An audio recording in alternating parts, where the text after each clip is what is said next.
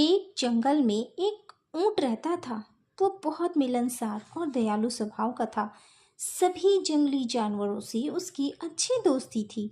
वह सबसे बहुत ही प्रेम पूर्वक रहता था और सभी जानवर भी ऊंट के साथ मिलजुल कर रहते थे। एक दिन उस जंगल में एक जेब्रा आया। ऊंट जेब्रा से दोस्ती करने के लिए उसके पास गया और उससे कहा, तुम्हारा जंगल में स्वागत है दोस्त, मैं ऊंट हूँ। जेब्रा सफ़ेद खाल पर काली धारियों वाला एक बहुत ही खूबसूरत जानवर था। उसे अपनी खूबसूरती पर बड़ा घमंड था। उसने ऊंट को देखा। मोटी चमड़ी, लंबी गर्दन, पीठ में कुबर, आंखों पर बड़ी बड़ी पलकें। भद्दे खुर वाला ऊंट को देखकर जेब्रा ने सोचा, ये कितना बदसूरत है। मुझ जैसे खूबसूरत जानवर का दोस्त और ये नहीं नहीं।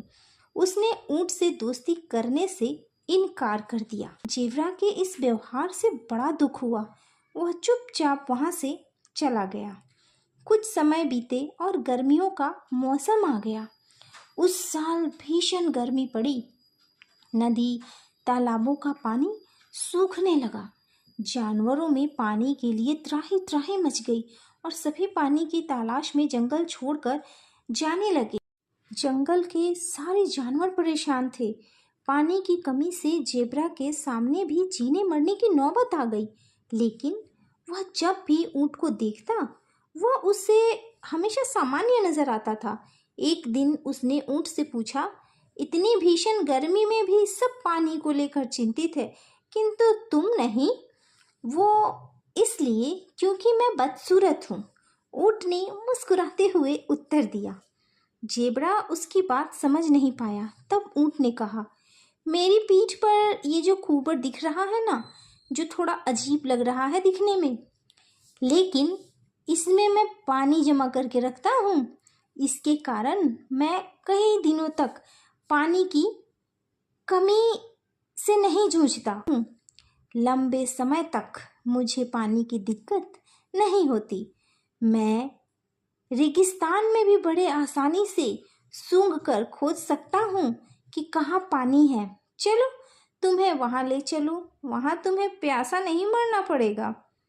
जेब्रा ऊंट के साथ जाने लगा। कड़ी धूप थी। जेब्रा का हाल बेहाल होने लगा। तब ऊंट ने उसे अपने विशाल शरीर की ओट में चलने को कहा। जेब्रा को धूप से कुछ राहत मिली। दोनों आगे बढ़े तो एक रेतीला मरुस्थल आया। वहाँ रेत की आंधियां चलने लगी। ऊंट ने बताया, अपनी बड़ी बड़ी पलकों के कारण मैं ऐसे रेतीले आंधी तूफानों में बड़ी आसानी से रह लेता हूँ। मेरी चमड़ी भी मोटी है जो मुझे धूप और आंधी से बचाती है। वो कुछ दूर और आगे बढ़े तो गर्म रेत के कारण जेब्रा के पैर जलने लगे। ऊंट को बड़े आराम से तपती रेत पर चलते हुए उसने पूछा, तुम इतनी गर्म रेत पर कैसे चल पा रहे हो? ऊंट ने कहा, ये भद्दे खुर देख रहे हो, ये मुझे गर्म रेत पर चलने में सहायता करते हैं। तुम्हारे पैर जल रहे होंगे, आओ तुम्हें अपनी पीठ पर बिठा लूं। ऊंट ने जेब्रा को अपनी पीठ पर बिठा लिया और उद्यान की ओर चल पड़ा।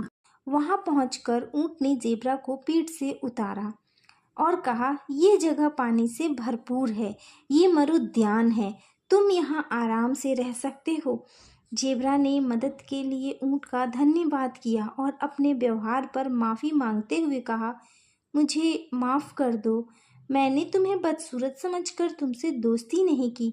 मुझे ये नहीं पता था कि जिन अंगों को मैं बदसूरत समझ रहा था वे तुम्हारी शारीरिक विशेषता है और उसी की बदौलत तुम रेगिस्तान में बड़े आराम से चलते हो और इसीलिए तुम्हें रेगिस्तान का जहाज भी कहा जाता है।